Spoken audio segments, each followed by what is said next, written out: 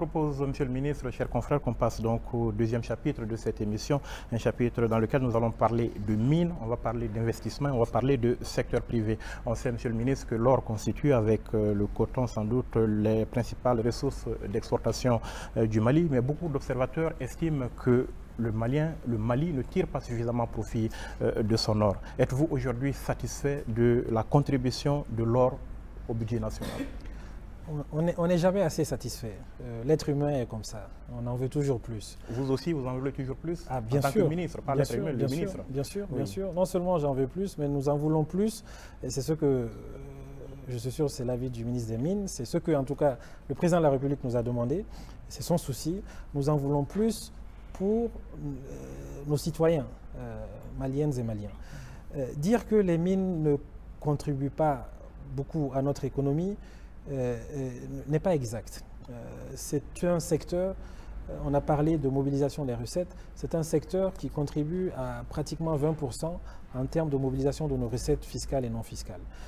Nous sommes à peu près sur ces deux à 1400 milliards de francs CFA dans ce budget-là et 20% proviennent des mines. Ce n'est pas négligeable, c'est extrêmement important. Ce n'est pas un secteur qui est créateur d'emplois, c'est un secteur capitalistique. Donc dans ce sens-là, il n'absorbe pas des capacités, des ressources humaines, mais c'est plus capitalistique. Mais malgré tout cela, c'est un secteur qui dans notre pays est arrivé à créer des emplois. L'industrie minière qui existe aujourd'hui dans notre pays, il y a à peu près, on a estimé à peu près à 7000 emplois directs qui a été créé. Maintenant, on peut faire plus parce que effectivement, les communautés qui vivent autour de ces mines-là parfois se plaignent. On a une industrie minière qui existe, qui est naissante, 10 unités industrielles pratiquement qui produisent de l'or, ça fait près de 30 ans. Les conditions de vie auraient dû être améliorées dans les secteurs, dans les zones dans lesquelles ces unités industrielles sont implantées. Et qu'est-ce que vous faites aujourd'hui justement pour ça? Non, il y a beaucoup de choses qui sont faites. Le ministre en charge des mines a mis en place, a développé une stratégie minière, une politique minière qui va vers la diversification. La première chose qui est en train d'être faite, c'est déjà aller vers la diversification de ce secteur-là, qu'on sorte de la monoculture de l'or. Nous n'exploitons que l'or dans notre pays. Pourtant, on a d'autres substances minérales. Il y a la bauxite en grande quantité. Il y a le manganèse en grande quantité, il y a le phosphate, il y a des matériaux de construction dont jusqu'à présent nous n'avons pas tiré profit. Et donc cette diversification, elle est importante et il y a un travail qui est en train d'être fait. Depuis qu'on en parle et qu'on ne les exploite pas, est-ce à dire que ce n'est pas rentable ou on n'a pas trouvé juste les moyens de le faire? Non, c'est une question aussi c'est pas que ce n'est pas rentable, c'est une question de priorité. Nous avons privilégié l'exploitation de l'or parce qu'en amont, la recherche minière s'est focalisée sur la recherche aurifère. Aujourd'hui, le ministre est en train de faire un travail important pour aller pour davantage mettre l'accent sur d'autres types de minerais. Il inclut même le lithium, sur lequel il est en train de demander des fonds pour approfondir la recherche. Alors, puisqu'on parle de diversification, Mme Diarra Diop, une question? Oui, Monsieur le ministre, vous avez parlé de diversification. Où en est-on aujourd'hui de la recherche pétrolière au Mali?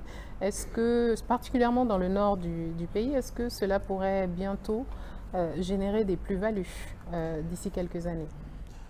Nous l'espérons. Malheureusement, la situation sécuritaire et la crise que nous avons connue en 2012 a fait que la recherche pétrolière s'est arrêtée brutalement dans notre pays.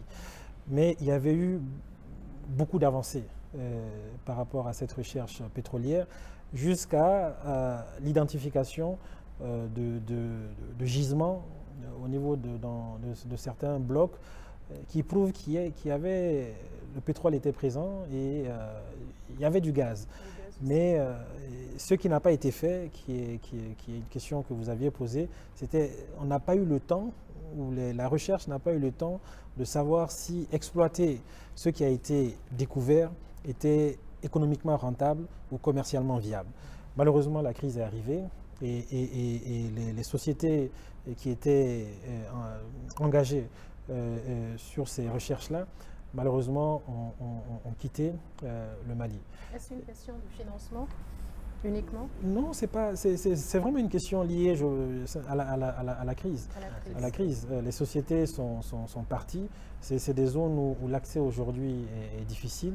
Une fois que nous aurions accompli les objectifs que nous nous sommes fixés dans le processus de réconciliation et de paix dans notre pays, je suis sûr que des investisseurs vont revenir et que la recherche pétrolière va avancer. Et je suis sûr qu'il n'y a pas de raison que le Mali n'ait pas aussi son pétrole dans quelques années. Mais nous avons des investisseurs locaux qui commencent à s'intéresser à ce secteur-là aussi, maliens, qui sont là et qui sont prêts et qui ont des fonds, des financements et qui sont prêts à faire de la recherche sur certains blocs.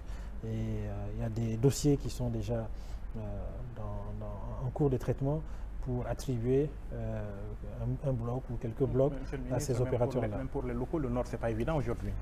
Oui, mais les blocs pétroliers ne sont pas que dans le Nord. On a 5 bassins qui sont concernés. Il y a d'autres parties qui peuvent faire l'objet de recherche. Sur le secteur minier, au-delà de la diversification, ce qui est important et que nous sommes en tant que gouvernement en train de faire, c'est jusqu'à aujourd'hui, les sociétés minières qui ont opéré dans notre pays ont fonctionné comme une enclave économique. Aucun lien économique entre elles et puis le reste de l'économie. Et ça aussi, il y a un travail de fond qui est en train d'être fait et je pense que ça va déboucher sur la création d'une industrie de sous-traitance qui est potentiellement là et dont on n'avait pas profité jusqu'à présent. Monsieur le ministre, parlons toujours des mines.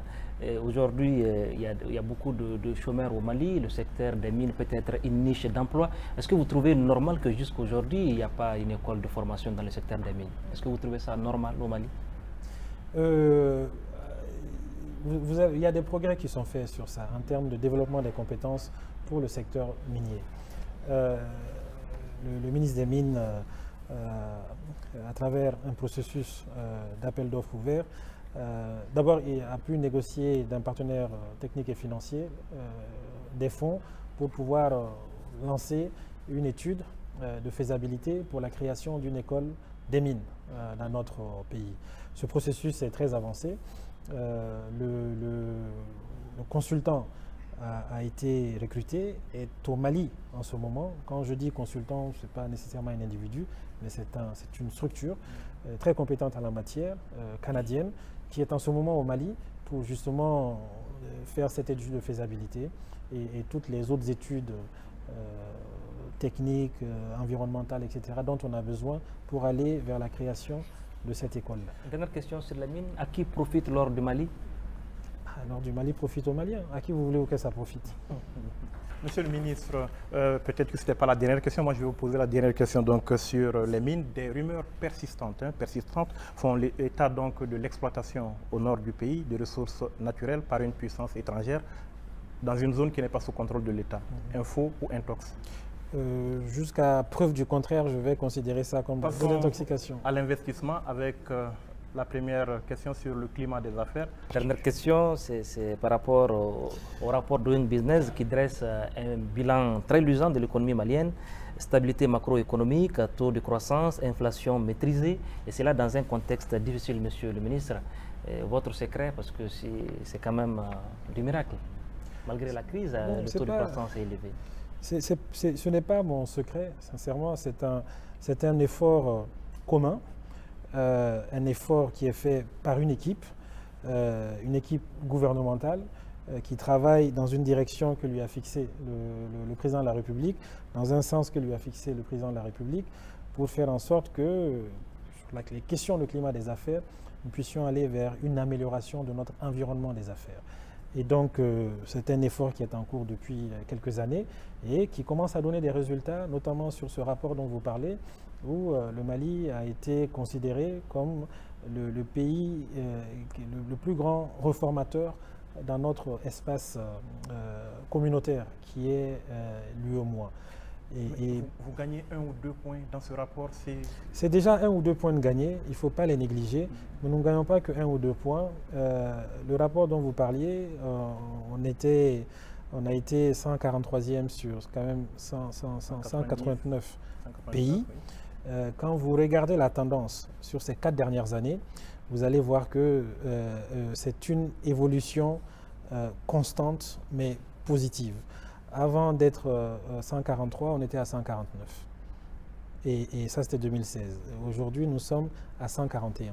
Et donc, 141e, ce n'est pas un mauvais classement? Non. C'est pourquoi vous voulez que ce soit. Il ne faut pas le voir en termes de classement, il faut le voir en termes de bons et d'amélioration.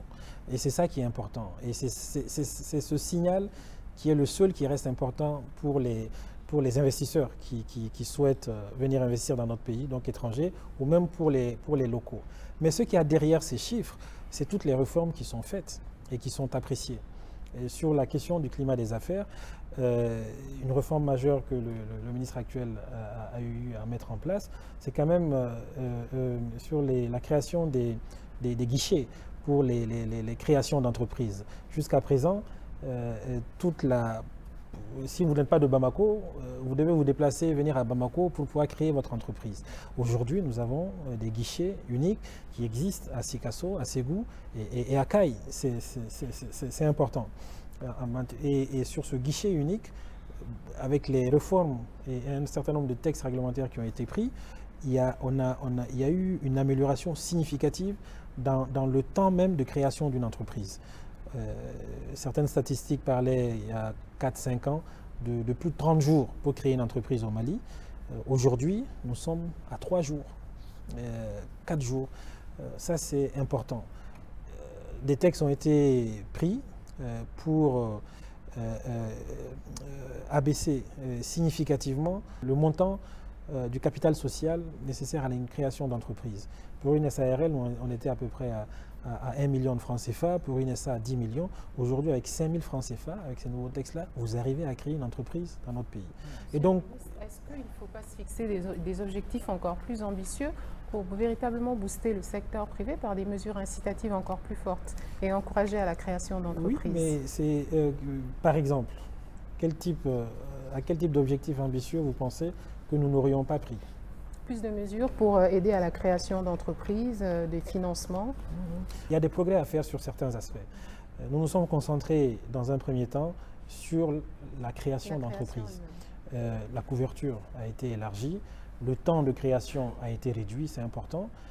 Un autre facteur bloquant sur lequel beaucoup de progrès a été fait, c'est l'accès au financement.